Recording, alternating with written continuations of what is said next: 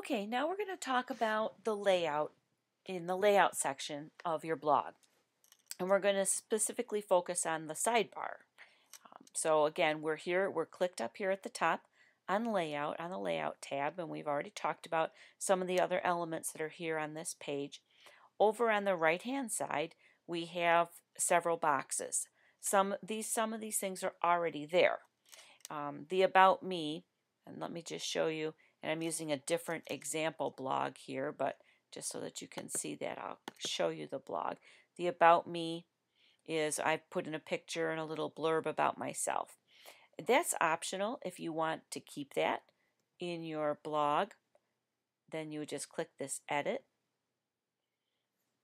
fill it in, and click save. If you wanted to get rid of it, you weren't planning on putting any information about yourself, and that's fine, it's optional, then you would probably want to remove that heading, remove that block because you don't need it, and again you would click that edit and then you would just click here and click on the remove button and that would be gone. The blog archive is already there, and that's something that you're going to want to leave. That allows people to go back to your older posts and kind of categorizes them by month or whatever. Followers is a way that people can subscribe to your blog, and it puts their picture in or their name in that they're one of your followers.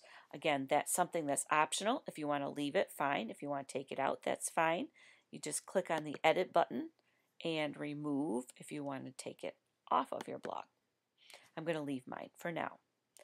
But what we're going to be doing now is actually adding two different additional blocks to the sidebar of your blog.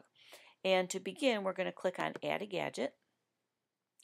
And then there are many cool, interesting, fun things that Blogger lets you add. And it's simply a question of finding it and clicking the plus and then following the directions to add.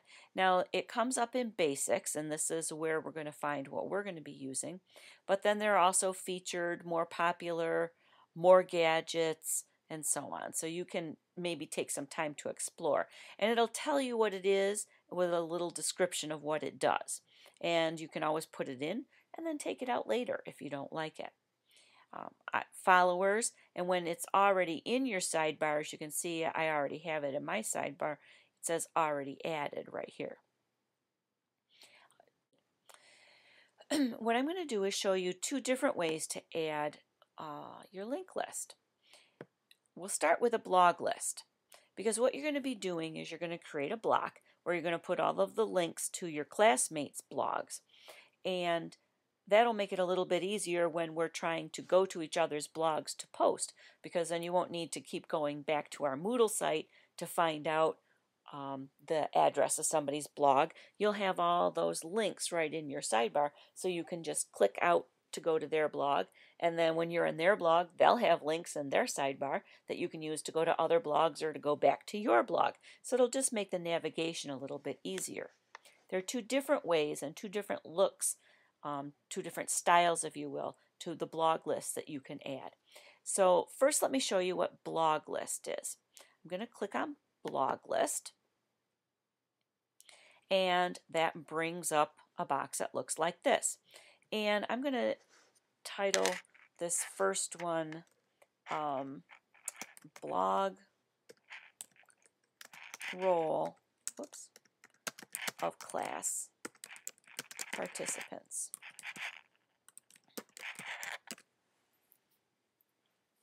Okay. And then here it asks how you want it sorted. When you use this as a blog list, what it's going to do is put the title of the person's blog, but then it's also going to put the title of their most recent article. So you'll have a link to their blog in general, just like I in the previous video showed you on David Warlick's. I could link to his blog, or I could link to a specific article. And in this case, it'll show their most recent article, so you could click on that link to go to their most recent article. As they update, it'll automatically update itself. So that's kind of a cool feature. I'm going to, in this drop down, you could have it this sort is how it's going to sort the links that you put, the blogs you put in your sidebar. If you leave it at the default, most recently updated, then whoever's blog has the most recent update to, that'll be at the top of your list. And that will keep changing as people keep updating their blogs. If you prefer, you can have them listed alphabetically by blog title, and then they'll stay alphabetical in your sidebar. So again, that's up to you. Show, and I would leave it as all blogs, so then it just shows everybody's. Then you have some things that you can check or uncheck here. The icon would be if they had a particular picture that was associated with their blog. I'll just leave that. I don't think any of us really do, but I will leave that. The title of the most recent article, so you can leave that. If you want there to be a little snippet of that article along with the title, so you can see what it's about right in your blog roll, you can check that. I'm going to leave it unchecked just because I think otherwise it's going to make this list too long. A thumbnail of the most recent article and the date of the last update. I'm going to leave just those 3 checked, but again, that's up to you, and you can try different ones and see what you like or what you don't like. Now what I'm going to do down here is click where it says add a blog to your list, and that's going to ask me for the URL. Now I have one problem. I don't have the URL of my classmates' blogs. To find them, you're going to just go to our course. Oops, wrong page. Let's go to our course. And then down here in Lesson 3, there is a list that says course participant blog addresses. So I'm going to click on that. And then here are the people, and as more people create their blogs, more will be added to this. And I'm just going to highlight across somebody's address.